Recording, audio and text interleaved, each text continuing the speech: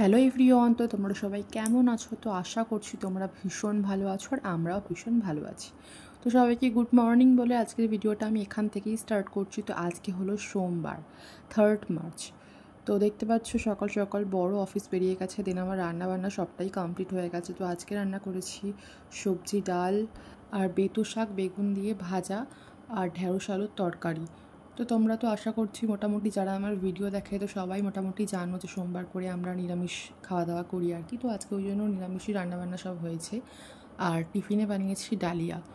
তো দেন তারপর কিছু কাচাকুচি ছিল, তো সেগুলো করে এসে তো যে জামা কাপড়গুলো শুকিয়ে গেছিলো তো সেগুলোই ভাঁজ করে একটা জায়গায় রেখে দিচ্ছিলাম। দেন বাড়ির সমস্ত কাজকর্ম কমপ্লিট করে নিচ্ছিলাম।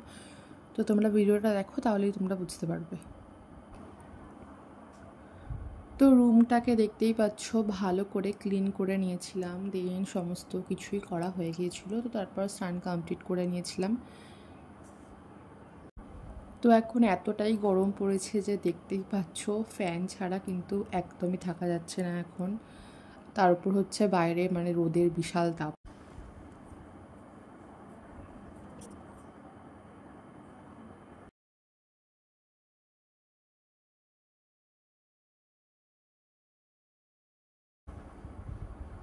তো দেখতেই পাচ্ছ আমার স্নানও কমপ্লিট হয়ে গেছে। তো তারপরে এখন টিভি দেখছিলাম।